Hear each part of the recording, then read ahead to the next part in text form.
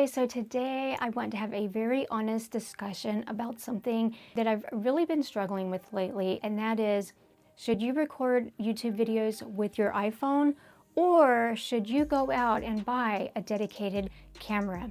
Now, I know when I first started making videos, that was one of my biggest questions. And so I went online to do some research about this, and almost every single video that I watched said the same thing, and that was to start with your iPhone.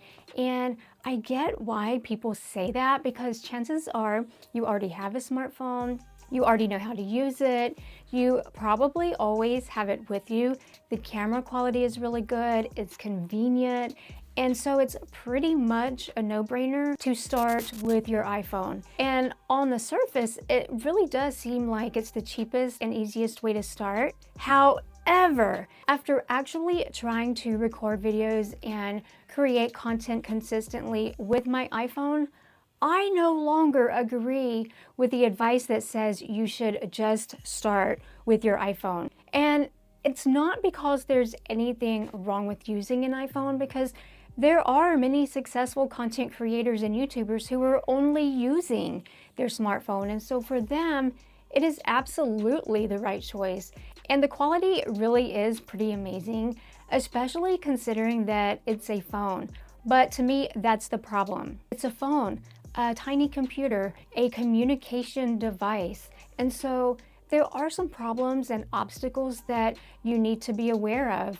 Now, when I first started making videos, I used my iPhone, and that's actually what I'm using right now to film this video. And at first I enjoyed it because it was easy. And I pretty much used it for everything, for filming YouTube videos, social media content, my daily 5-second video clips, and for documenting my life. And so I do take lots of pictures and make lots and lots of videos with it. But soon after I got started, small problems started popping up, which wasn't that big of a deal at first. But then those small problems started adding up to bigger problems, which then started to really slow me down. And so the first and probably the biggest issue I had was not having enough storage space on my iPhone. Like, I am constantly running out of storage space. I will go to record something, and then I get that dreaded pop-up message that says that my storage is full. And in fact, it happened to me yesterday, it happened to me this morning, and it happened to me again just now when I was trying to film a video. And so if you've ever had that happen, then you know how frustrating it is. So I feel like I'm always having to go in and free up more storage space just so I can record a video. So my recommendation is, if you are using your iPhone, check your storage before you start recording. Delete anything that you don't need. And if you make it a habit to go in every week, or at least sometime before you plan on recording and you free up space, it will make recording so much easier. So my advice is to just stay on top of the storage issue as much as you can.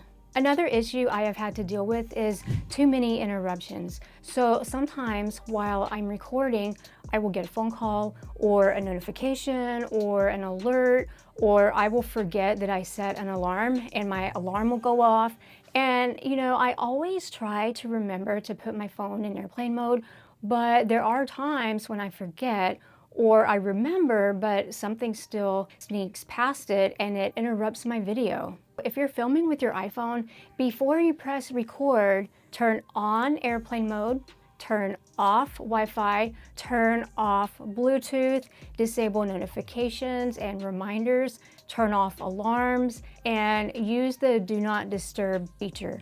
Just taking a moment and doing these extra things makes a huge difference, when you're trying to avoid interruptions and you just want to stay focused. Another problem I had was one that no one really warned me about, and that is, an iPhone isn't just a camera.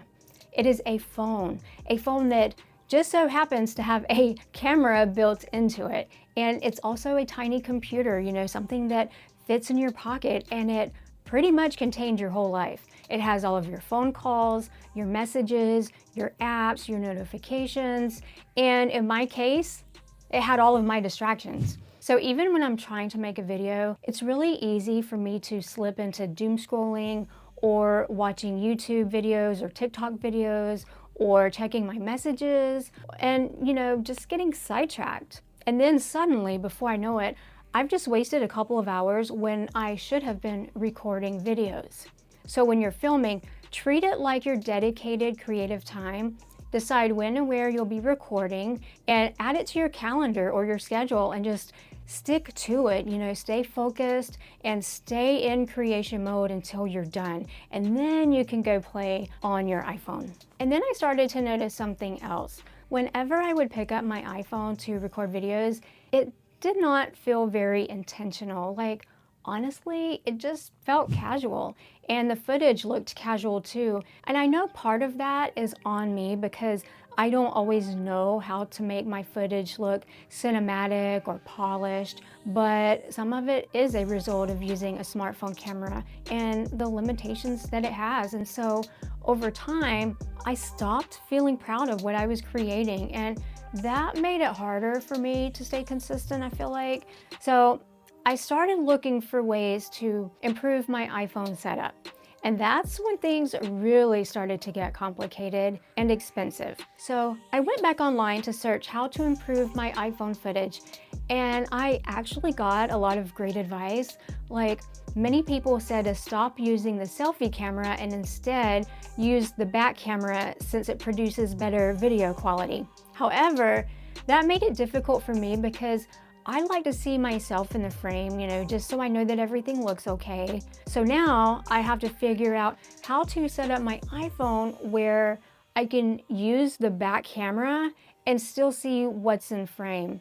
So then people were recommending different things that you can do, like you can use a mirror so that way you can see if you're in frame or not. Someone else said that they actually mirror their iPhone to another device, like their iPad or a computer monitor or even a TV, so that way they can see what's in the frame.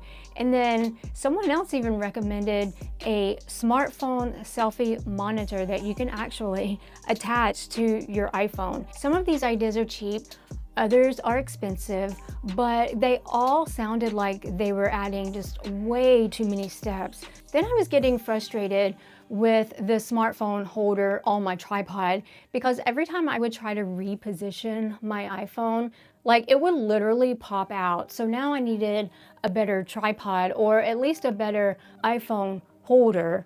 And I went online, I kept seeing recommendations for like all these iPhone accessories like microphones. Like I bought this microphone, it's just for an iPhone. Oh, and this plastic case. So I bought this, you can put your iPhone in here, and even if I get a different iPhone later on, if it's a different size, it will still fit. This is adjustable. So I'll have my lights, attachments for my lights, and this microphone here, this goes on a camera, but I did have to buy an additional attachment just so I could connect it to my iPhone. So I started seeing all these things along with lots of other accessories, and then I even saw recommendations for lenses and filters and apps. Like some of the apps were free, some you had to pay for. And of course, all of these things sounded great. And of course I wanted them all. But now if you sit down and think about it, like if I were to actually buy all of those things, I would be spending so much money that could be used for an actual camera. And not only that, but like I would be adding more steps to my workflow, and it would just make my setup like way too complicated. And so at that point, I had to ask myself, is this really easier than using an actual camera? And the answer was no. So if you're using your iPhone, my advice is to just keep it simple. You don't need all of those accessories. You basically only need 3 things to get started, and that is a stable surface or tripod, some good lighting like a window. I love windows, they're free and it's beautiful. And a lamp. If you have a lamp around the house, you can use that. And maybe just a small microphone. Like if you plan on filming outside or anywhere that's noisy, then you definitely will want to get a microphone. And that's basically it. It's just those 3 things. And that's when it finally started to dawn on me. Maybe the problem isn't that I'm not consistent, but rather maybe the tool I'm using isn't supporting the way I want to create. So yes, you can absolutely use an iPhone for YouTube. And for a lot of people, it works perfectly. And when you're just starting out, it probably does make the most sense. But for me, now that I've made a few videos, I'm realizing that my iPhone is actually slowing me down between the storage issues, the interruptions, the distractions, and all of the extra accessories that I would need just to make it perform like a regular camera. It all stopped being simple. And now I know that I do need an actual camera for my YouTube videos. So with all of that said, I'm going to go buy a camera. Oh my gosh, I'm so excited. So some features I am looking for in my new camera are, I want something simple, something lightweight, something dedicated just for creating videos, and definitely something other than my iPhone, you know, something that I can just pick up, turn on, and instantly be in creation mode without all of the distractions or interruptions or storage issues. And I just want you to know that if you've been like me and you've been struggling as a new content creator, maybe it's not you. Maybe you just need a different tool, a different camera. Thank you for watching my video. Keep glowing, keep creating.